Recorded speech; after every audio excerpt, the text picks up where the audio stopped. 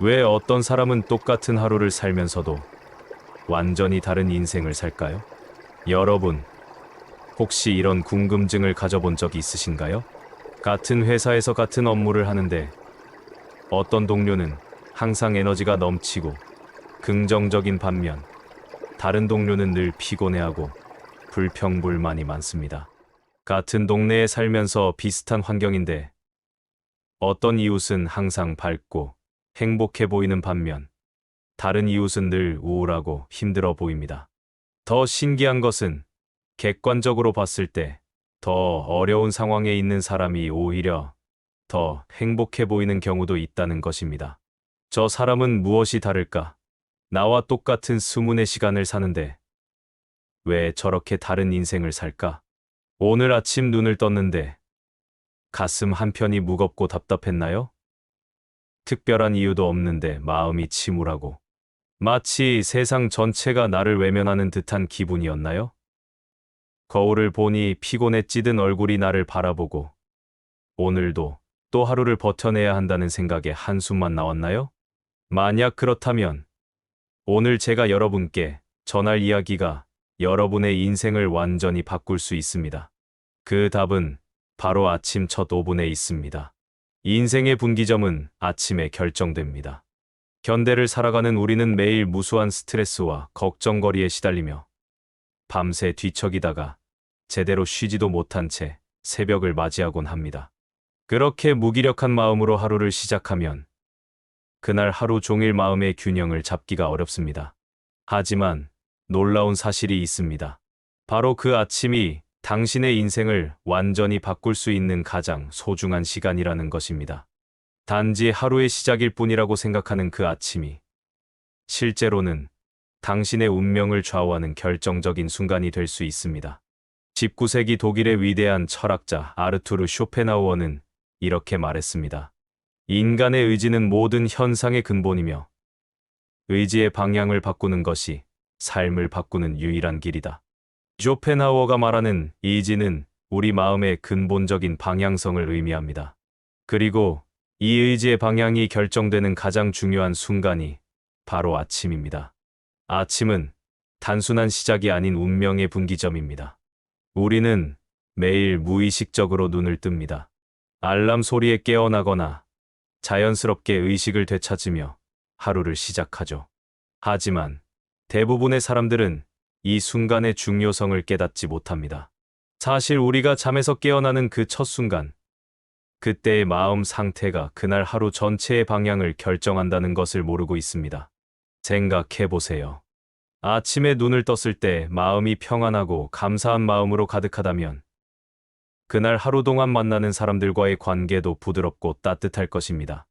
작은 일에도 감사함을 느끼고 어려운 상황이 와도 차분하게 대처할 수 있을 것입니다. 반대로 아침부터 마음이 무겁고 불안하다면 그날 하루 종일 모든 일이 부정적으로 보이고 작은 일에도 쉽게 화가 나며 주변 사람들과도 갈등이 생기기 쉽습니다. 이것은 단순한 기분의 문제가 아닙니다.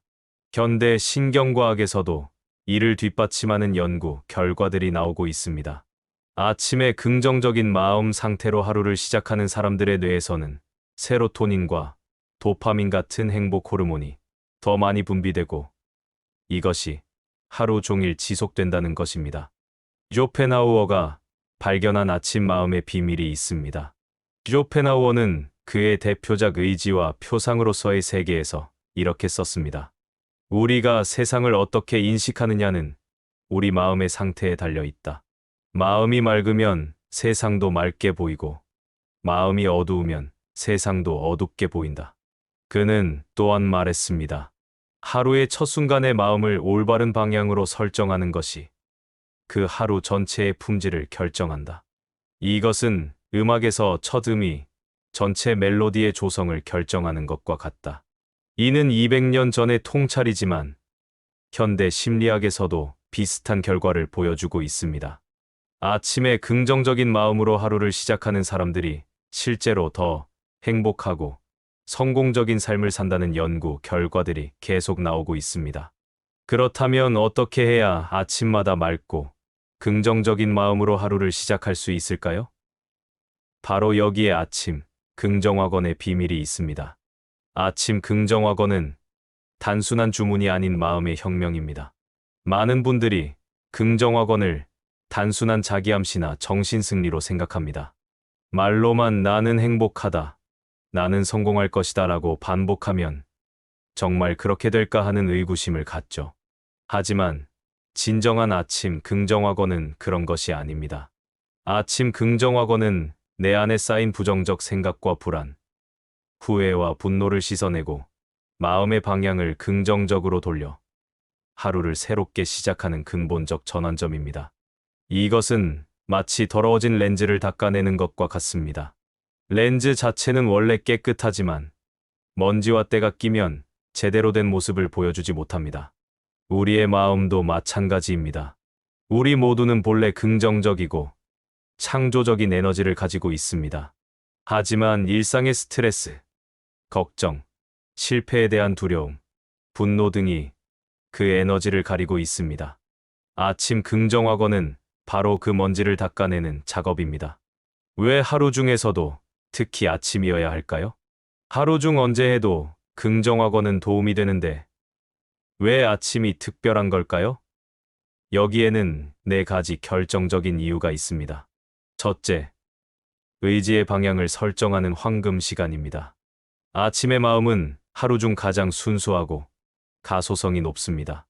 밤새 휴식을 취하면서 마음의 소란이 가라앉고 아직 바깥 세상의 부정적 자극을 받지 않은 상태이기 때문입니다. 하지만 일단 하루가 시작되면 순식간에 상황이 달라집니다. 출근길 교통체증, 직장 스트레스, 인간관계 갈등, 경제적 걱정 등 수많은 부정적 자극들이 우리를 둘러쌉니다. 쇼펜하우어는 이를 의지의 분산이라고 불렀습니다. 처음에는 하나의 방향을 향했던 의지가 여러 자극에 의해 사방으로 흩어지는 현상을 말합니다. 하지만 아침의 명확한 긍정학원을 통해 내 마음의 방향을 설정하면 상황이 완전히 달라집니다. 마치 배의 나침반과 같은 역할을 하는 것입니다. 바람이 불고 파도가 쳐도 나침반이 있으면 배가 길을 잃지 않듯이 아침 긍정학원은 하루 종일 우리 마음이 올바른 방향을 유지하도록 도와줍니다. 둘째, 인생 패턴을 스스로 바꾸는 수행입니다. 많은 사람들이 자신의 불행이나 어려움을 과거의 실패나 환경 때문이라고 생각합니다. 내가 어렸을 때 이런 일이 있어서, 우리 집은 원래 이래서 하면서 체념하곤 합니다. 하지만 이것은 잘못된 사고방식입니다. 우리의 인생 패턴은 과거에 고정된 것이 아닙니다. 패턴은 매 순간 우리의 마음가짐과 선택으로 새롭게 만들어집니다. 과거의 경험은 현재의 조건이 될 수는 있지만 그것이 우리의 미래를 완전히 결정하지는 않습니다. 쇼펜하우어는 인생론에서 이렇게 말했습니다. 과거의 고통은 기억일 뿐이고 미래의 걱정은 상상일 뿐이다. 진정한 삶은 현재 이 순간에 있으며 이 순간의 마음가짐이 모든 것을 결정한다. 아침 긍정학원은 바로 그 패턴을 바로잡는 시간입니다. 어제까지의 부정적 사고와 행동을 인식하고 오늘 하루는 더 긍정적이고 건설적인 마음으로 살아가겠다는 다짐을 하는 것입니다. 셋째, 타인과의 관계를 변화시키는 시작점입니다. 진정한 긍정학원은 나만을 위한 것이 아닙니다. 나뿐만 아니라 내가 만나는 모든 사람들과 더 좋은 관계를 만들어가겠다는 의지가 담겨야 합니다. 아침 긍정학원에서 중요한 부분 중 하나는 바로 이것입니다. 오늘 하루 나만 잘 되기를 바라는 것이 아니라 내가 만나는 모든 사람들과 긍정적인 에너지를 나누겠습니다. 내 가족, 동료, 심지어 나를 힘들게 하는 사람까지도 이해하고 배려하는 마음으로 대하겠습니다. 이런 마음으로 하루를 시작하면 하루 종일 만나는 모든 상황이 달라집니다. 다른 사람의 실수를 보면 화를 내는 대신 그 사람의 어려움을 이해하려 하고 나를 힘들게 하는 상황도 성장의 기회로 받아들이게 됩니다. 넷째, 내면의 창조적 에너지와의 만남입니다. 마지막으로, 아침 긍정학원은 내 본래의 창조적 에너지를 깨우는 신성한 시간입니다. 우리 모두는 본래 무한한 가능성과 창조력을 가지고 있습니다. 하지만 일상의 루틴과 부정적 생각으로 인해 그 에너지가 잠들어 있을 뿐입니다. 쇼펜하우어는 예술가가 창작할 때의 몰입 상태를 인간이 경험할 수 있는 가장 순수한 의식 상태라고 했습니다. 이때 개인적인 욕망과 걱정이 모두 사라지고 순수한 창조적 에너지만이 남는다는 것입니다. 아침 긍정화건을 통해 마음을 정화하고 고요히 하면 평소에는 느끼지 못했던 내면의 창조적 에너지를 경험하게 됩니다. 이런 경험을 반복하면 점차 일상생활에서도 그 창조력을 발휘할 수 있게 됩니다. 실제 변화를 경험한 사람들의 이야기가 있습니다. 이런 아침 긍정화건의 효과를 단순한 이론으로만 받아들이기는 어려울 수 있습니다. 하지만 실제로 많은 분들이 아침 긍정화건을 통해 삶의 변화를 경험하고 있습니다. 한 직장인 분은 이렇게 말씀하셨습니다. 저는 몇 년 전까지만 해도 매일 아침 일어나는 것 자체가 고통이었습니다. 직장 스트레스, 인간관계 문제, 경제적 걱정 등으로 늘 불안하고 우울했죠. 그런데 아침마다 10분씩 긍정화건을 하기 시작하면서부터 모든 것이 달라졌습니다. 같은 상황이라도 더 차분하게 대처할 수 있게 되었고, 작은 것에도 감사함을 느끼게 되었습니다. 또 다른 분은 저는 성격이 급하고 부정적인 편이었는데 아침 긍정화건을 시작한 후로는 스트레스 상황에서도 금방 마음을 가라앉힐 수 있게 되었습니다. 가족들도 제가 많이 밝아졌다고 합니다라고 하셨습니다. 5분으로 시작하는 인생 변화의 실천법이 있습니다. 그렇다면 구체적으로 어떻게 아침 긍정화건을 시작해야 할까요? 복잡하고 어려운 방법이 필요한 것은 아닙니다. 가장 중요한 것은 진실한 마음입니다. 1단계는 감사로 시작하기입니다. 눈을 뜨자마자 침대에서라도 좋으니 오늘도 새로운 하루를 주셔서 감사합니다라고 마음속으로 말하는 것만으로도 하루의 시작이 달라집니다. 2단계는 의도 설정하기입니다. 간단한 세수를 하고 거울 앞에 서서 자신에게 말합니다. 오늘 하루 나는 긍정적이고 창조적인 에너지로 가득한 사람입니다. 3단계는 구체적인 확언하기입니다. 나는 오늘 만나는 모든 상황을 성장의 기회로 받아들입니다. 나는 다른 사람들에게 긍정적인 영향을 주는 사람입니다. 나는 내 안에 무한한 가능성을 믿습니다. 나는 감사하는 마음으로 하루를 살아갑니다. 시간은 처음에는 5분 정도로 시작해서 점차 늘려가면 됩니다. 가장 중요한 것은 꾸준함입니다. 하루 이틀 하다가 그만두면 아무런 의미가 없습니다. 내일 아침이 당신 인생의 새로운 시작입니다. 아침 긍정화건은 단순한 자기암시가 아닙니다. 그것은 우리 삶을 근본적으로 변화시키는 강력한 도구입니다. 매일 아침 맑고 긍정적인 마음으로 하루를 시작하면 그 하루는 분명히 다른 하루가 됩니다. 그리고 그런 하루들이 모여서 완전히 다른 인생이 됩니다. 쇼펜하우어는 말했습니다. 과거는 이미 지나간 꿈이고 미래는 아직 오지 않은 환상이다. 우리가 진정으로 살 수 있는 것은 현재뿐이며 현재 이 순간의 마음가짐이 모든 것을 결정한다. 바로 지금 이 순간, 내일 아침부터 새로운 삶을 시작할 수 있습니다. 오늘 이유 없이 마음이 무겁고 세상이 나를 외면하는 듯 느끼셨다면 내일 아침을 기대해 보십시오. 그 아침이 당신 인생의 새로운 시작이 될 수 있습니다. 단지 하루의 시작이 아니라 완전히 새로운 인생의 시작이 될 수 있는 것입니다. 아침 긍정화건을 통해 여러분 모두가 진정한 행복과 성취를 만들어 가시기를 진심으로 기원합니다. 내일 아침 5분만 투자해 보세요. 그 5분이 여러분의 인생을 바꿀 것입니다. 인생은 고통이다. 하지만 고통에서 벗어날 방법이 있다. 19세기 독일의 철학자 아르투르 쇼펜하우어는 72세로 생을 마감하기 직전 자신의 하인에게 이렇게 말했습니다. 나는 이제 편안하다. 더 이상 원하는 것이 없고 두려워하는 것도 없다. 의지의 노예였던 인생에서 마침내 자유로워졌다. 대부분의 사람들이 쇼펜하우어를 염세주의 철학자로만 기억하지만 실제로 그는 인생의 고통에서 벗어나는 구체적인 방법을 제시한 지혜의 스승이었습니다. 그가 평생에 걸쳐 탐구한 질문은 단 하나였습니다. 어떻게 하면 고통 없는 평안한 삶을 살 수 있을까?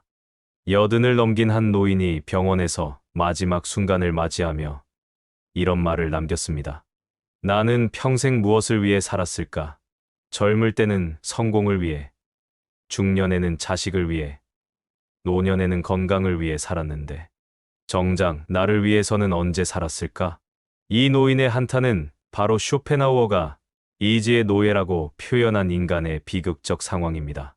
우리는 끊임없이 무언가를 원하고 얻으면 또 다른 것을 원하며 결국 죽을 때까지 만족하지 못하는 채로 살아갑니다. 하지만 쇼펜하우어는 단순히 인생이 고통스럽다고 말한 것이 아닙니다. 그는 이 고통에서 벗어나는 3가지 확실한 방법을 제시했습니다. 이 방법들을 따라 실천한다면 누구든지 말년을 편안하게 보낼 수 있다고 했습니다. 첫 번째는 이지를 부정하는 지혜입니다.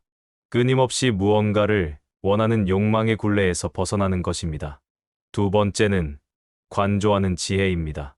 삶을 객관적으로 바라보며 일시적인 평안을 얻는 것입니다. 세 번째는 연민을 실천하는 지혜입니다. 다른 존재들의 고통을 이해하고 도우면서 자신의 고통에서도 벗어나는 것입니다. 놀랍게도 이 3가지 지혜는 현대 심리학에서도 그 효과가 입증되고 있습니다. 욕망을 조절하는 능력, 현실을 객관적으로 바라보는 능력, 타인에 대한 공감과 이타심이 정신건강과 행복에 미치는 긍정적 영향에 대한 연구들이 계속 발표되고 있습니다. 오늘날 우리는 평균 수명 80세를 넘어서는 시대를 살고 있습니다. 하지만 단순히 오래 사는 것과 편안하게 사는 것은 전혀 다른 문제입니다. 많은 사람들이 노후를 두려워하는 이유는 무엇일까요? 경제적 불안, 건강의 악화, 외로움. 이 모든 것들이 두렵긴 하지만 진짜 두려운 것은 후회입니다. 쇼펜하우어는 이미 200년 전 이런 인간의 고통을 꿰뚫어보고 어떻게 하면 평안한 마음으로 생을 마무리할 수 있는지 철학적 해답을 제시했습니다. 지금부터 그가 제시한 3가지 지혜를 하나씩 자세히 살펴보겠습니다. 첫 번째 지혜는 의지를 부정하는 지혜입니다. 쇼펜하우어의 주저 의지와 표상으로서의 세계에는 이런 구절이 있습니다. 모든 고통은 욕망에서 생긴다. 욕망이 없으면 고통도 없다. 그가 말하는 의지란 무엇일까요? 이는 우리 안에 있는 맹목적인 욕망의 힘입니다. 살고 싶은 욕망, 소유하고 싶은 욕망, 인정받고 싶은 욕망. 이런 욕망들이 우리를 끊임없이 추동하며 동시에 괴롭힙니다. 젊을 때는 성공에 대한 욕망에, 중년에는 가족에 대한 욕망에, 노년에는 건강과 장수에 대한 욕망에 사로잡힙니다. 하지만 욕망은 채워질 수 없는 구멍과 같습니다. 하나를 채우면 또 다른 구멍이 생깁니다. 한 부자가 있었습니다. 평생 모은 재산이 수백억 원이었는데 병상에 누워서도 주식 시세를 확인하고 부동산 가격을 체크했습니다. 가족들이 이제 그만 쉬시라고 해도 내가 죽으면 이 모든 게 어떻게 되느냐며 걱정했습니다. 결국 그는 재산에 대한 걱정과 불안 속에서 생을 마감했습니다. 이 부자는 쇼펜하우어가 말하는 이지의 노예였습니다. 돈을 소유했지만 실제로는 돈에 소유당했던 것입니다. 반대로 어떤 할머니는 평생 가난하게 살았지만 말년에 이렇게 말씀하셨습니다. 나는 가진 게 없어서 잃을 것도 없다. 매일이 선물 같다. 이 할머니는 가난했지만 의지의 노예가 아니었기에 마음은 자유로웠습니다. 물질에 대한 욕망 다스립시다. 쇼펜하우어는 재산은 바닷물과 같다. 마실수록 더 목이 마르다고 했습니다. 돈, 집, 자동차, 보석.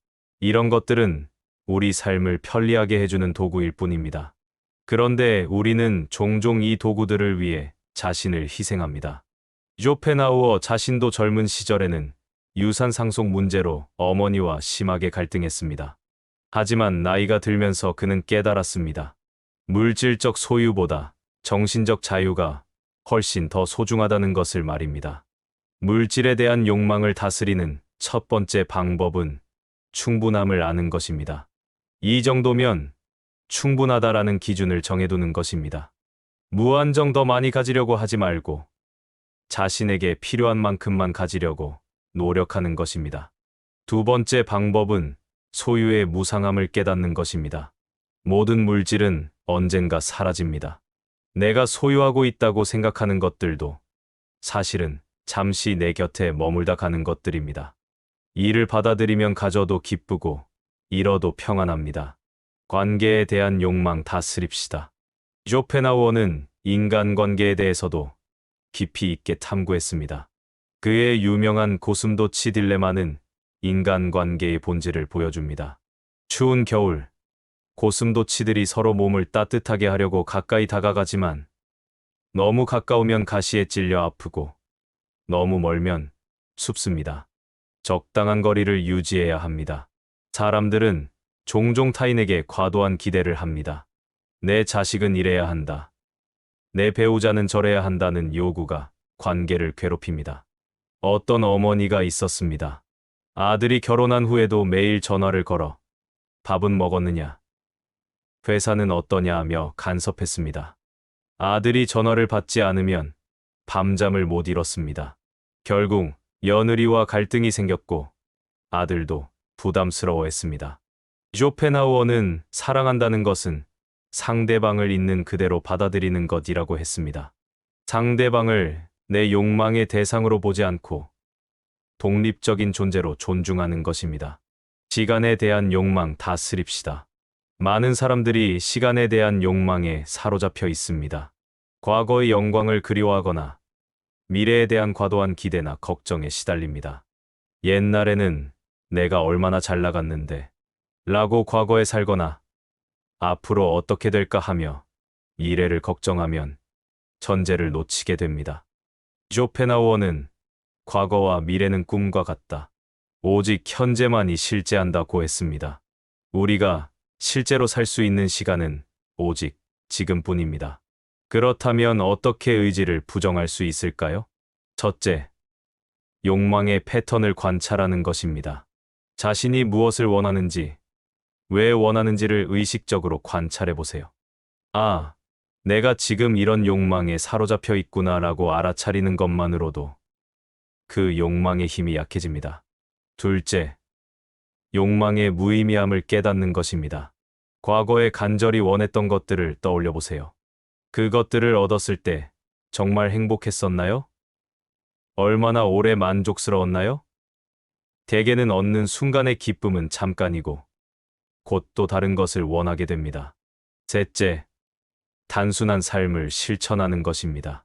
꼭 필요한 것만 가지고 꼭 필요한 일만 하려고 노력하세요. 쇼펜하우어 자신도 말년에는 매우 단순한 생활을 했습니다. 매일 같은 시간에 일어나고 같은 길로 산책하고 같은 식당에서 식사했습니다. 이런 규칙적이고 단순한 삶이 그에게 평안을 가져다 주었습니다. 두 번째 지혜는 관조하는 지혜입니다. 쇼펜하우어는 예술과 철학적 관조의 순간에 우리는 욕망에서 벗어나 순수한 인식 주체가 된다고 했습니다. 관조란 어떤 목적이나 이해관계 없이 순수하게 대상을 바라보는 것입니다. 대부분의 사람들은 현재에 살지 않습니다. 몸은 여기 있지만 마음은 과거나 미래를 헤매고 있습니다. 아침에 일어나면서부터 오늘 할 일이 너무 많은데 어떻게 하지라고 걱정하거나 어제 있었던 일로 계속 속상해합니다. 정작 지금 이 순간 숨을 쉬고 있고 심장이 뛰고 있고 눈앞에 아름다운 풍경이 펼쳐져 있는 이 순간은 놓치고 맙니다. 쇼펜하우어는 매일 아침 드레스된 갤러리에서 라파엘로의 시스티나 성모를 바라보는 시간을 가졌습니다. 그 순간만큼은 일상의 모든 걱정과 욕망을 잊고 순수한 아름다움에 몰입했습니다. 그는 이런 경험을 통해 예술 앞에서 인간은 의지의 노예가 아닌 순수한 인식 주체가 된다고 깨달았습니다. 과거에서 벗어납시다. 과거는 이미 지나간 것입니다. 아무리 후회하고 자책해도 바꿀 수 없습니다. 그런데 많은 사람들이 과거의 실수나 상처에 사로잡혀 현재를 망치고 있습니다. 20년 전에 그 사업을 시작했더라면, 30년 전에 그 사람과 결혼하지 않았더라면, 왜 그때 부모님께 더 잘해드리지 못했을까? 이런 후회들이 마음을 괴롭힙니다. 쇼펜하우어는 우리는 과거의 포로가 되어서는 안 된다고 했습니다. 과거에서 벗어나는 첫 번째 방법은 수용입니다.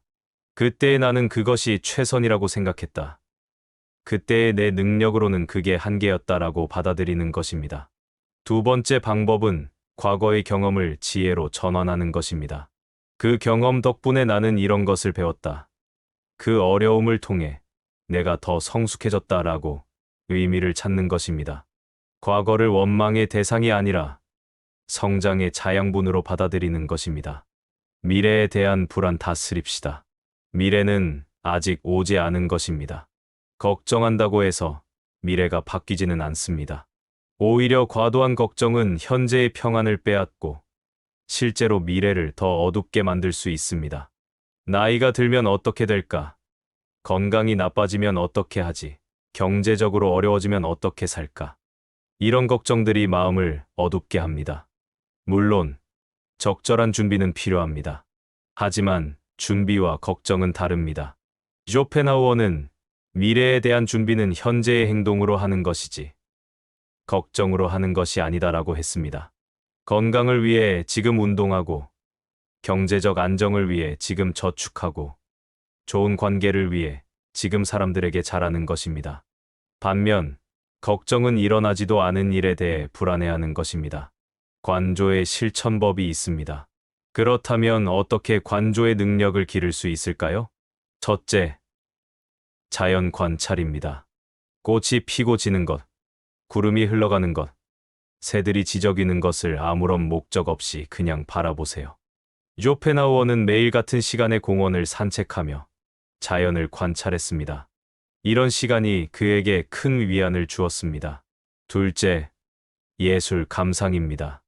음악을 듣거나 그림을 보거나 책을 읽을 때 분석하거나 판단하지 말고 그냥 순수하게 감상해 보세요.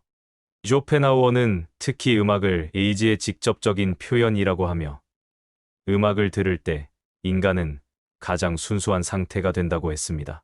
셋째, 호흡 관찰입니다. 숨을 들이쉬고 내쉬는 것에 온 주의를 기울여 보세요. 들숨과 날숨을 의식하면 자연스럽게 현재로 돌아옵니다. 이는 서양 철학자인 쇼펜하우어가 동양의 명상법에서도 영감을 받았기 때문입니다. 넷째, 일상의 마음 챙김입니다. 걸을 때는 걷기에, 먹을 때는 먹기에, 설거지할 때는 설거지에 완전히 집중해 보세요. 목적이나 결과를 생각하지 말고 그 행위 자체에 몰입하는 것입니다. 현재 순간에는 과거의 후회도 미래의 불안도 없습니다. 오직 지금 이 순간의 생생한 경험만 있을 뿐입니다. 쇼펜하우어는 이런 순간을 의지 없는 인식의 상태라고 불렀습니다.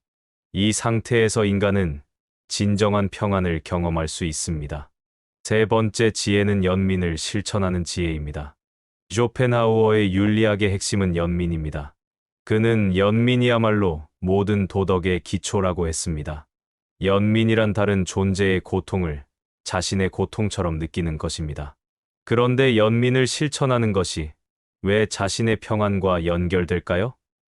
언뜻 보면 남을 위한 것 같은데 사실은 자신에게 가장 큰 이익이 되는 행위입니다. 쇼펜하우어는 타인의 고통을 덜어줄 때 우리는 자신의 고통에서도 벗어난다고 했습니다. 이는 그가 발견한 놀라운 진리입니다. 자신의 고통에만 집중하면 그 고통이 더 커지지만 타인의 고통에 관심을 가지면 자신의 고통이 상대적으로 작아집니다. 쇼펜하우어 자신도 젊은 시절에는 매우 이기적이고 신경질적인 사람이었습니다. 어머니와의 갈등, 연인과의 이별, 출판사와의 다툼 등으로 늘 화가 나 있었습니다. 하지만 나이가 들면서 다른 사람들의 고통을 이해하게 되었고 그들을 도우면서 자신도 평안해졌습니다. 쇼펜하우어는 연민의 실천을 세 단계로 나누었습니다. 첫 번째 단계는 자신에 대한 연민입니다. 자신을 미워하고 자책하는 사람이 어떻게 남을 진정으로 사랑할 수 있겠습니까? 자신의 실수를 용서하고, 자신의 노력을 인정하고, 자신을 소중히 여기는 것부터 시작해야 합니다. 두 번째 단계는 가까운 사람들에 대한 연민입니다. 가족, 친구, 이웃, 가까운 사람들부터 진심 어린 관심과 사랑을 실천해 보세요. 멀리 있는 불특정 다수를 사랑한다고 하면서 정작 옆에 있는 사람들에게는 차갑다면 그것은 진정한 연민이 아닙니다. 세 번째 단계는 모든 존재에 대한 연민입니다. 심지어 나를 힘들게 했던 사람들까지도 이해하고 용서하는 마음을 기르는 것입니다. 쇼펜하우어는 모든 존재는 동일한 의지의 표현이므로 타인의 고통은 곧 나의 고통이라고 했습니다. 연민을 실천하는 방법은 무궁무진합니다. 중요한 것은 거창한 일을 하는 것이 아니라 일상에서 작은 배려를 실천하는 것입니다. 물질적 도움 가진 것을 나누어 주는 것입니다. 돈, 음식, 옷, 생활용품 등을 필요한 사람에게 나누어 주는 것입니다. 하지만 중요한 것은 액수가 아니라 마음입니다. 쇼펜하우어도 말년에 자신의 재산 상당 부분을 자선단체에 기부했습니다. 지혜의 나눔 자신의 경험과 지혜를 다른 사람들과 나누는 것입니다. 특히 노년의 큰 장점 중 하나는 오랜 인생 경험을 통해 얻은 지혜가 있다는 것입니다. 이런 지혜를 젊은 세대에게 전해주는 것은 가장 값진 선물입니다. 정서적 지지, 따뜻한 미소, 진심 어린 관심, 깊이 있는 경청, 무조건적인 수용. 이런 것들이 모두 연민의 실천입니다. 돈이 없어도, 특별한 지식이 없어도 누구나 할 수 있는 나눔입니다. 연민을 실천하면 놀라운 변화가 일어납니다. 첫째, 고립감이 사라집니다. 쇼펜하우어는 연민을 통해 우리는 개체화의 원리를 뛰어넘어 모든 존재와 하나가 된다고 했습니다. 더 이상 혼자가 아니라는 느낌을 갖게 됩니다. 둘째, 삶의 의미를 발견합니다. 나는 왜 사는가? 라는 근본적인 질문에 대한 답을 찾게 됩니다. 누군가에게 도움이 되는 삶, 세상을 조금이라도 더 따뜻하게 만드는 삶의 가치를 깨닫게 됩니다. 셋째, 죽음에 대한 두려움이 줄어듭니다. 쇼펜하우어는 개체는 죽지만 종은 영원하다고 했습니다. 자신이 다른 존재들을 도움으로써 그 선한 영향력이 계속 이어진다는 확신이 죽음의 두려움을 덜어줍니다. 이 모든 지혜들은 노년이 되어서 갑자기 실천할 수 있는 것이 아닙니다. 지금부터 조금씩 준비해야 합니다. 쇼펜하우어도 지혜는 하루아침에 얻어지는 것이 아니라 평생에 걸쳐 쌓아가는 것이라고 했습니다. 매일 아침 일어나서 5분만 시간을 내어보세요. 조용한 곳에 앉아서 다음과 같이 마음을 정리해보는 것입니다. 오늘 하루 어떤 마음으로 살아갈 것인가? 어떤 일이 일어나더라도 평정심을 잃지 않을 수 있을까? 내가 통제할 수 있는 것과 통제할 수 없는 것을 구분할 수 있을까? 마르쿠스 아우렐리우스는 명상록에서 매일 아침 일어날 때마다 스스로에게 말하라. 오늘 나는 참견하기 좋아하는 사람, 은혜를 모르는 사람, 오만한 사람들을 만날 것이다. 그러나 이들의 무지 때문에 내 평온을 잃지는 않을 것이다 라고 기록했습니다. 이런 아침의 준비는 하루 종일 우리의 마음을 지켜주는 든든한 방패가 됩니다. 스토아 철학자들이 말하는 프로소케, 즉 마음의 주의 집중이 바로 이것입니다. 공자는 천리길도 한 걸음부터 라고 했습니다. 거대한 변화를 한 번에 이루려 하지 마세요. 작은 실천부터 시작하는 것이 지혜입니다. 예를 들어 화가 날 때 즉시 반응하지 말고 깊게 3번 숨을 쉬어보세요. 에픽테토스는 우리를 괴롭히는 것은 사건 자체가 아니라 사건에 대한 우리의 판단이다라고 했습니다. 그 짧은 순간의 여유가 우리의 반응을 완전히 바꿀 수 있습니다. 또 다른 작은 실천은 감사의 습관입니다. 매일 잠들기 전 오늘 하루 감사했던 3가지를 떠올려 보세요. 아무리 힘든 하루라도 작은 감사거리는 반드시 있습니다. 따뜻한 차 한 잔, 가족의 안부 전화, 길에서 만난 친절한 미소까지도 감사의 대상이 될 수 있습니다. 인간관계는 인생의 가장 큰 과제 중 하나입니다. 공자는 기대하지 말고 베풀어라라고 했습니다. 우리가 다른 사람에게 무엇인가를 해주는 것은 보답을 바라기 때문이 아니라 그것이 옳은 일이기 때문입니다. 화가 나는 상황에서는 라오자의 말을 기억해 보세요. 물은 다투지 않으면서도 모든 것을 이긴다. 때로는 굴복하는 것이 진정한 승리입니다. 자존심을 버리고 한 걸음 물러서는 것이 관계를 살리는 지혜가 될 수 있습니다. 비판을 받을 때는 소크라테스의 자세를 배워보세요. 나는 내가 모른다는 것을 안다.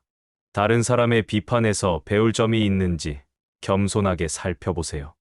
모든 비판이 옳은 것은 아니지만 그 안에 숨어 있는 작은 진실을 발견할 수 있다면 그것만으로도 큰 성장입니다. 인생에서 고난은 피할 수 없습니다. 중요한 것은 고난을 어떻게 받아들이느냐입니다. 니체는 나를 죽이지 못하는 것은 나를 더 강하게 만든다고 했습니다. 고난이 찾아왔을 때는 즉시 해결책을 찾으려 하지 마세요. 먼저 그 상황을 있는 그대로 받아들이는 것부터 시작하세요. 불교에서 말하는 무저항의 지혜입니다. 저항할수록 고통은 더 커집니다. 대신 이렇게 자문해 보세요. 이 상황에서 내가 배울 수 있는 것은 무엇인가? 이 경험을 통해 내가 어떻게 성장할 수 있을까? 빅터 프랭클은 나치 수용소에서도 삶의 의미를 찾는 자는 어떤 상황에서도 살아남을 수 있다는 깨달음을 얻었습니다. 시간은 우리 모두에게 공평하게 주어진 유일한 자원입니다. 세네카는 시간은 우리가 가진 유일한 재산이다라고 했습니다. 과거에 매달리지 마세요. 이미 지나간 일에 대한 후회는 현재의 에너지만 소모시킵니다. 미래에 대한 지나친 걱정도 마찬가지입니다. 부처는 과거를 쫓지 말고 미래를 바라지 말라.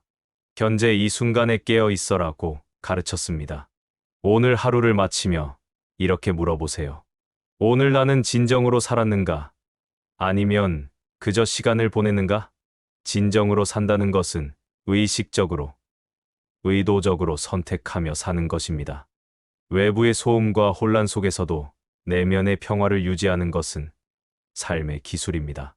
이를 위해서는 정기적인 침묵의 시간이 필요합니다.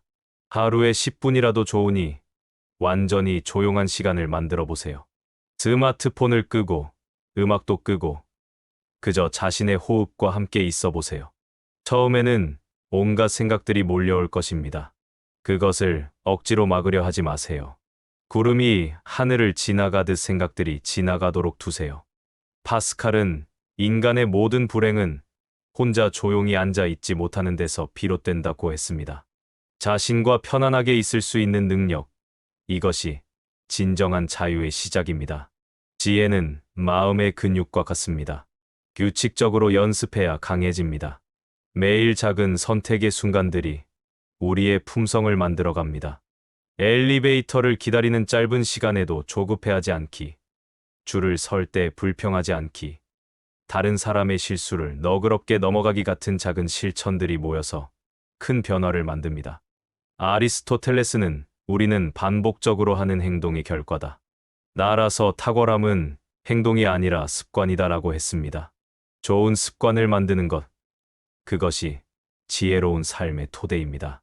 지혜로운 삶은 목적지가 아니라 여정입니다. 완벽해질 필요는 없습니다. 단지 어제의 나보다 조금 더 지혜로워지면 그것으로 충분합니다. 매일 아침 일어날 때마다 새로운 기회가 주어집니다. 오늘 하루 어떤 마음으로 살아갈 것인지, 어떤 선택을 할 것인지는 온전히 우리의 몫입니다.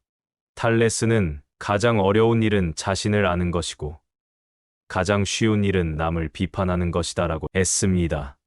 남을 바꾸려 하기보다는 먼저 자신을 돌아보는 것, 그것이 지혜의 시작입니다. 오늘부터 시작하세요. 작은 실천부터, 조용한 성찰부터, 감사의 마음부터. 지혜는 거창한 것이 아닙니다. 일상의 평범한 순간들 속에서 깨어있는 마음으로 살아가는 것, 그것이 바로 지혜로운 삶입니다. 당신의 지혜로운 여정이 오늘부터 시작되기를 바랍니다. 혹시 이런 경험이 있으신가요? 아무 이유 없이 가슴이 답답하고 세상 모든 것이 나를 압박하는 것만 같은 날. 성공했음에도 불구하고 공허함이 밀려오고 모든 것을 가졌는데도 뭔가 결핍감을 느끼는 순간. 잠자리에 누워도 마음이 편하지 않고 아침에 일어나기조차 버거운 그런 날들 말입니다. 현대를 살아가는 우리 대부분이 이런 감정을 경험합니다. SNS를 보며 다른 사람들과 비교하고 끝없는 경쟁 속에서 지쳐가며 미래에 대한 불안과 과거에 대한 후회 사이에서 흔들리고 있습니다. 하지만 여기서 놀라운 사실이 하나 있습니다. 200년 전 독일의 한 철학자가 이미 우리가 겪고 있는 이 모든 고통의 정체를 정확히 파악하고 그것을 해결할 수 있는 놀라운 통찰을 제시했다는 것입니다. 그것도 단 한 문장으로 말입니다. 이 한 문장을 제대로 이해하고 받아들이는 순간 당신이 지금까지 겪어온 대부분의 걱정과 불안이 연기처럼 사라질 것입니다. 마치 오랫동안 어둠 속에서 헤매던 사람이 갑자기 환한 빛을 발견하는 것처럼 말입니다. 그 철학자의 이름은 아르투르 쇼펜하우어입니다. 쇼펜하우어는 젊은 시절부터 인간이 왜 이토록 고통받는지에 대해 깊이 고민했습니다. 그는 부유한 집안에서 태어나 물질적으로는 부족함이 없었지만 내면의 공허함과 우울감에 시달렸습니다. 현대의 많은 사람들이 겪는 것과 똑같은 고민이었죠. 그는 수년간의 철학적 탐구 끝에 놀라운 결론에 도달했습니다. 인생은 욕망과 권태 사이를 진동하는 추와 같다. 이 말의 의미를 이해해 보겠습니다. 우리는 무언가를 원할 때 고통스럽습니다. 그것을 얻지 못해서 괴로워하죠. 그런데 놀랍게도 우리가 원하던 것을 얻고 나서도 행복하지 않습니다. 이번에는 권태감이 찾아오기 때문입니다. 예를 들어보겠습니다. 당신이 꿈꾸던 차를 사고 싶어서 몇 년간 열심히 돈을 모았다고 합시다. 그 기간 동안 당신은 저 차만 있으면 정말 행복할 텐데 라고 생각하며 갖지 못하는 고통을 겪습니다. 드디어 그 차를 샀습니다.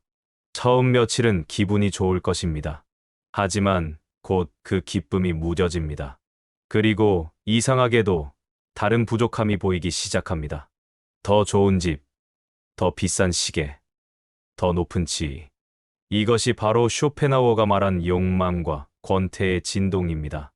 쇼펜하우어는 이런 고통의 근본 원인을 의지라고 불렀습니다. 이 의지는 끊임없이 무언가를 원하도록 우리를 몰아붙이는 맹목적인 힘입니다. 우리는 자신이 원하는 것을 할 수 있다고 생각하지만 실제로는 무엇을 원할지 선택할 수 없다. 이 말씀이 바로 오늘 우리가 함께 살펴볼 핵심입니다. 우리는 자유롭다고 생각하지만 실제로는 끊임없는 욕망의 노예가 되어 살고 있다는 것입니다. 생각해 보세요. 당신이 오늘 느끼는 불안이나 걱정의 대부분은 어디서 오는 것일까요? 더 많은 돈을 벌어야 한다. 더 나은 직장으로 이직해야 한다. 더 좋은 사람을 만나야 한다. 더 예쁘게, 더 멋있게 보여야 한다. 남들보다 뒤처지면 안 된다. 이 모든 것들이 바로 쇼펜하우어가 말한 의지의 작동입니다. 우리는 이런 욕망들이 내 진짜 마음에서 나온다고 생각하지만 실제로는 인간이라는 존재에게 내재된 맹목적인 생존 의지에서 나오는 것입니다. 오늘날 우리의 상황은 쇼펜하우어 시대보다 훨씬 더 복잡합니다. SNS, 광고, 미디어가 수문의 시간 우리에게 더 많이 원하라, 더 높이 올라가라, 더 완벽해져라고 속삭입니다. 인스타그램을 열면 완벽해 보이는 다른 사람들의 삶이 펼쳐집니다. 유튜브를 보면 성공한 사람들의 화려한 라이프 스타일이 나옵니다. 뉴스를 보면 경쟁에서 뒤처지면 도태된다는 메시지가 흘러나옵니다. 이 모든 것들이 우리 마음속에 끊임없는 비교와 경쟁 의식을 심어놓습니다. 그 결과 우리는 정작 자신이 진짜 무엇을 원하는지도 모른 채 남들이 원하는 것을 원하게 됩니다. 대부분의 사람들은 자신만의 생각을 갖지 못한다. 그들은 단지 타인의 의견을 반복할 뿐이다. 쇼펜하우어의 이 통찰은 오늘날 더욱 절실하게 와닿습니다. 자유로워지는 첫 번째 비밀은 관찰자가 되기입니다. 그렇다면 이 끝없는 욕망의 고리에서 벗어날 방법은 무엇일까요? 쇼펜하우어는 놀라운 해답을 제시했습니다. 바로 순수한 인식의 상태에 들어가는 것입니다. 이것은 내가 원하는 것들을 포기하라는 뜻이 아닙니다.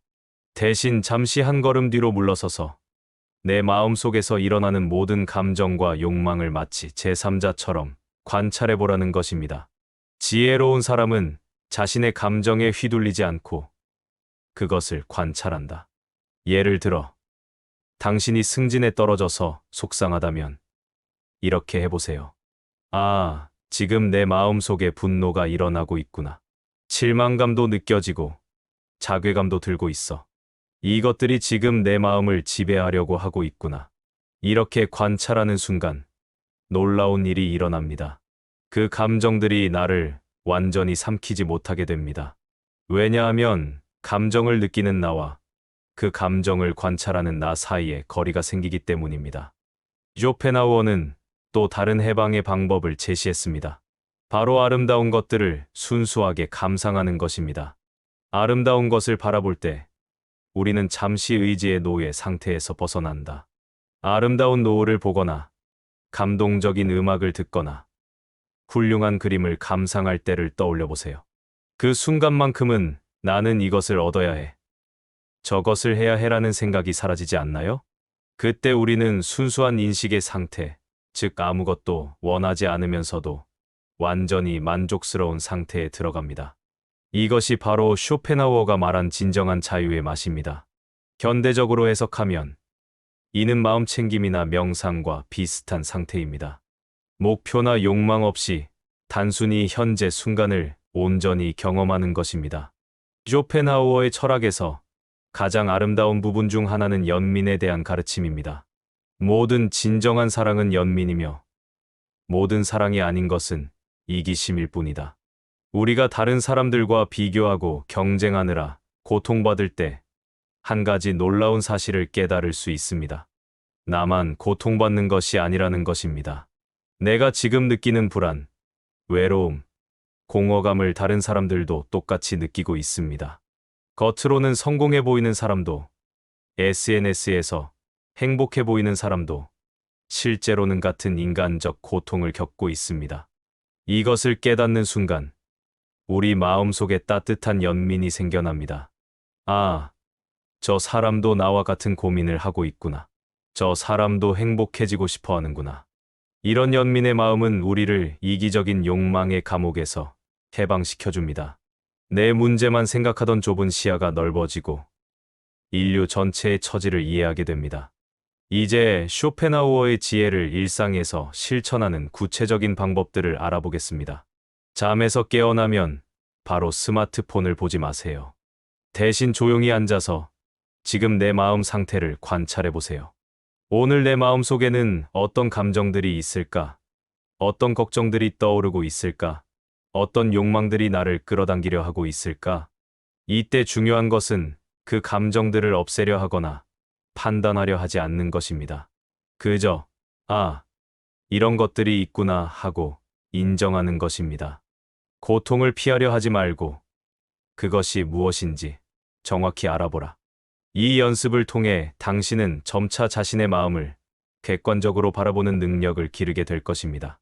두 번째 실천법은 의도적으로 아름다운 것들과 시간을 보내는 것입니다. 하루에 최소 10분이라도 순수하게 아름다운 것을 감상하는 시간을 가져보세요. 그것은 음악일 수도 있고, 자연 풍경일 수도 있고, 예술 작품일 수도 있습니다. 중요한 것은 그것을 바라보면서 이것을 어떻게 활용할까? 이것으로 무엇을 얻을까라는 생각을 하지 않는 것입니다. 그저 순수하게 감상하는 것입니다. 예술은 우리에게 의지 없는 인식의 순간을 선사한다. 이런 순간들이 쌓여가면서 당신은 끊임없이 무언가를 추구해야 한다는 강박에서 벗어나게 될 것입니다. 세 번째는 다른 사람들에 대한 연민을 기르는 연습입니다. 길을 걸으면서, 대중교통을 이용하면서, 회사에서 사람들을 만나면서 이렇게 생각해 보세요.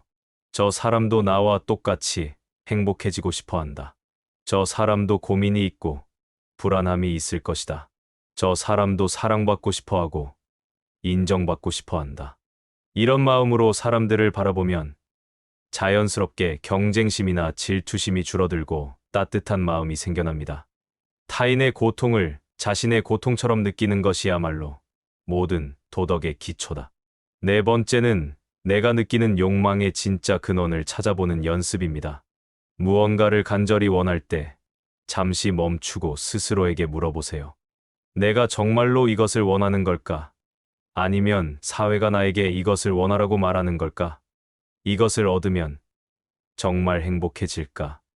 아니면 또 다른 욕망이 생겨날까? 이런 질문을 통해 당신은 진짜 자신의 마음과 가짜 욕망을 구분할 수 있게 될 것입니다. 현명한 사람은 자신이 얻을 수 있는 것으로 만족하는 것이 아니라 자신이 원하는 것을 제한하는 사람이다. 쇼펜하우어는 고독에 대해서도 중요한 통찰을 남겼습니다. 혼자 있을 때 지루함을 느끼는 사람은 좋은 동반자가 될 수 없다. 현대 사회에서 우리는 끊임없이 자극에 노출되어 있습니다. SNS, 넷플릭스, 게임, 쇼핑. 조용한 순간이 오면 즉시 무언가로 그 공백을 채우려 합니다. 하지만 진정한 내면의 평화는 고독 속에서 나 자신과 편안하게 있을 수 있을 때 찾아옵니다. 하루에 30분이라도 완전히 혼자만의 시간을 가져보세요. 스마트폰도 끄고 아무것도 하지 않은 채 그저 조용히 앉아 있어 보세요. 처음에는 불편할 것입니다.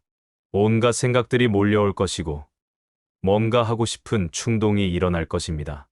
하지만 그것들을 그냥 지나가도록 두세요. 이 연습을 통해 당신은 외부 자극 없이도 내면의 평화를 유지할 수 있는 능력을 기르게 될 것입니다. 쇼펜하우어는 죽음에 대한 성찰이 삶을 더 깊이 이해하는 열쇠라고 보았습니다.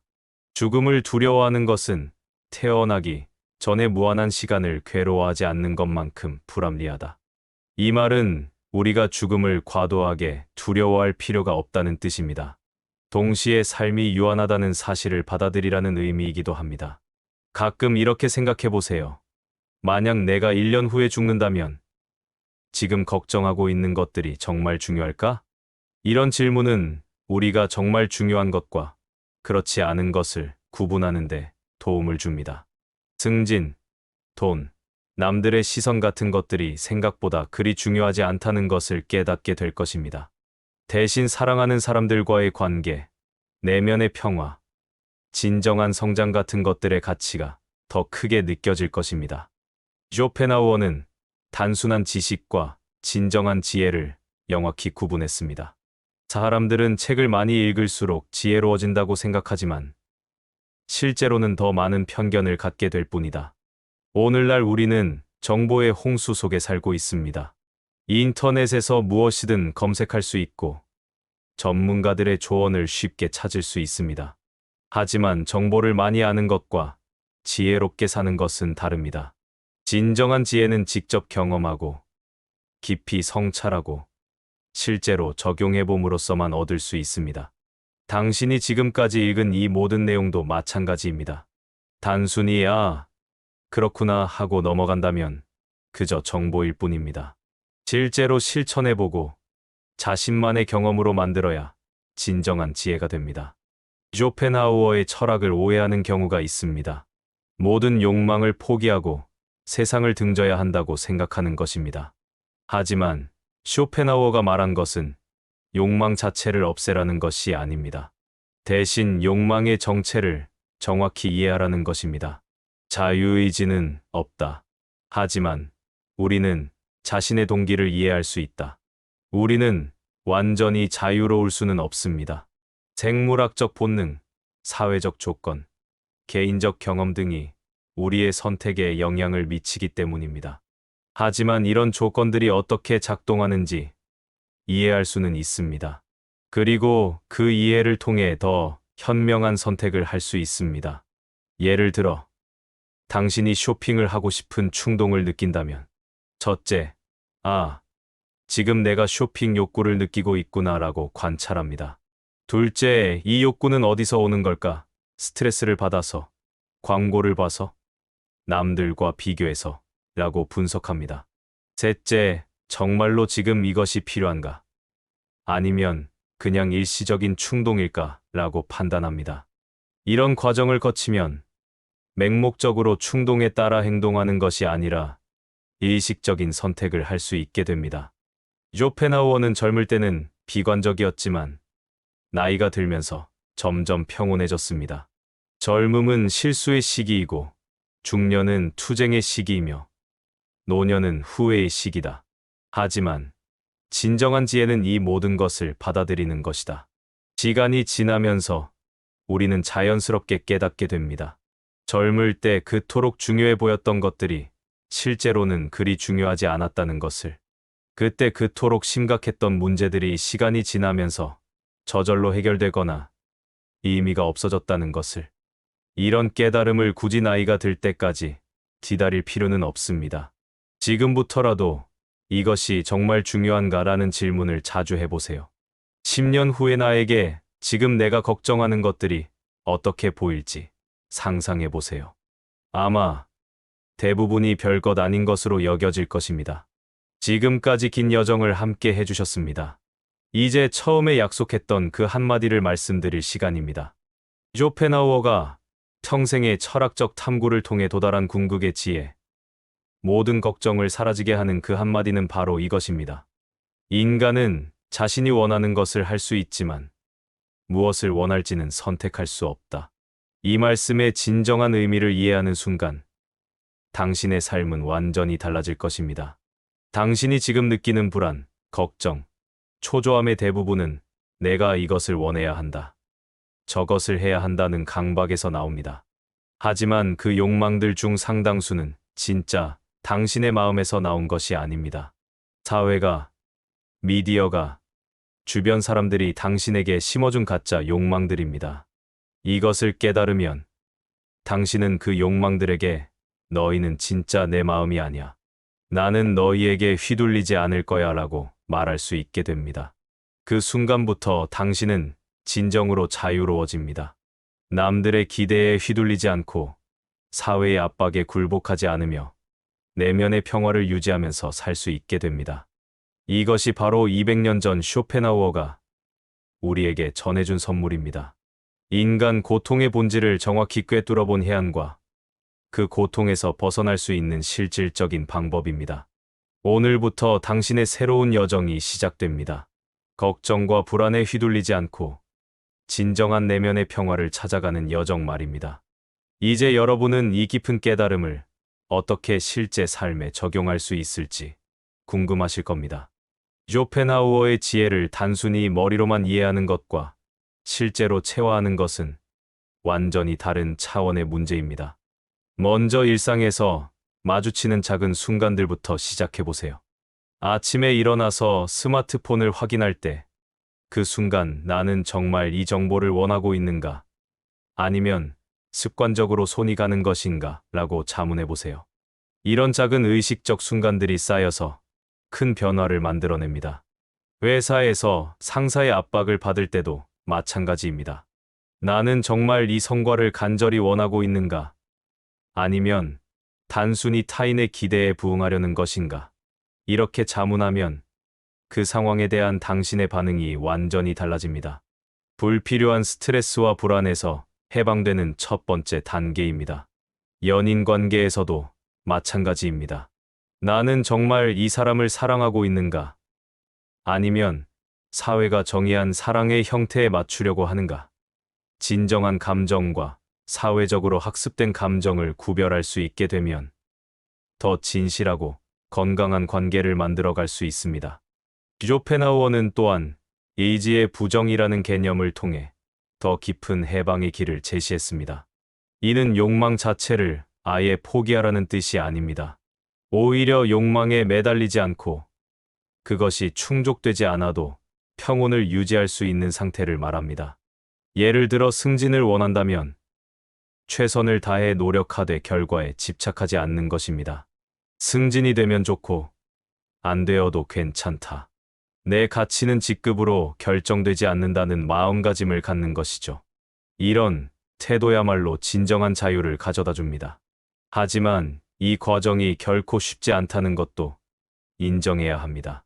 수십 년간 형성된 사고 패턴을 바꾸는 것은 마라톤과 같습니다. 하루아침에 달라지지 않으며 꾸준한 연습과 인내가 필요합니다. 그렇기 때문에 작은 성공들을 축하하는 것이 중요합니다. 평소라면 화를 냈을 상황에서 침착함을 유지했다면 그것만으로도 큰 진전입니다. 타인의 시선에 신경 쓰지 않고 자신의 선택을 했다면 그 순간을 기억하고 인정해 주세요. 쇼펜하우어의 철학에는 또 다른 중요한 요소가 있습니다. 바로 동정심입니다. 진정한 자유를 얻은 사람은 다른 사람들의 고통을 더 깊이 이해하게 됩니다. 왜냐하면 그들도 자신과 마찬가지로 무의식적 욕망에 휘둘리고 있다는 것을 알기 때문입니다. 이런 깨달음은 당신을 더 관대하고 자비로운 사람으로 만들어줍니다. 상대방이 화를 낼 때 저 사람도 자신의 욕망에 휘둘리고 있구나라고 이해할 수 있게 됩니다. 이는 갈등을 줄이고 더 조화로운 인간관계를 만드는 데 도움이 됩니다. 또한 예술과 자연 감상을 통한 순간적 해탈도 쇼펜하우어가 제시한 중요한 방법입니다. 아름다운 음악을 들을 때, 멋진 풍경을 바라볼 때 잠시나마 모든 욕망에서 벗어나는 순간을 경험하게 됩니다. 이런 순간들을 의식적으로 늘려가는 것도 내면의 평화를 기르는 좋은 방법입니다. 현대인들이 자주 겪는 SNS 중독도 이 관점에서 바라보면 명확해집니다. 좋아요를 받고 싶은 욕망, 남들보다 더 멋진 삶을 살고 있다고 보여주고 싶은 욕망, 이 모든 것들이 진정한 내 마음에서 나온 것인지 의심해 볼 필요가 있습니다. 쇼펜하우어의 지혜를 따라 살면서 가장 놀라운 변화 중 하나는 시간의 질이 달라진다는 것입니다. 불필요한 걱정과 불안에 소모되던 정신적 에너지가 절약되면서 현재 순간에 더 깊이 집중할 수 있게 됩니다. 밥을 먹을 때는 온전히 그 맛을 느끼고 사람과 대화할 때는 진심으로 경청할 수 있게 됩니다. 이런 변화는 주변 사람들에게도 전해집니다. 당신이 내면의 평화를 찾으면 그 평온함이 자연스럽게 다른 사람들에게도 영향을 미치게 됩니다. 가족, 친구, 동료들이 당신과 함께 있을 때 더 편안함을 느끼게 될 것입니다. 마지막으로 이 여정에서 완벽함을 추구하지 마세요. 때로는 다시 욕망에 휘둘릴 수도 있고 감정적으로 반응할 수도 있습니다. 그것 또한 인간다운 모습입니다. 중요한 것은 그 순간을 알아차리고 다시 중심을 찾아가는 것입니다. 쇼펜하우어가 200년 전에 남긴 이 지혜는 오늘날 더욱 절실하게 필요합니다. 정보의 홍수 속에서, 끝없는 경쟁 속에서 진정한 자신을 잃어버리기 쉬운 시대이기 때문입니다. 하지만 이제 여러분에게는 이 모든 혼란을 뚫고 나갈 수 있는 나침반이 있습니다. 여러분의 새로운 여정을 응원합니다. 더 많은 철학적 지혜와 실용적인 삶의 조언이 필요하다면 구독, 좋아요, 알람 설정까지 해주세요.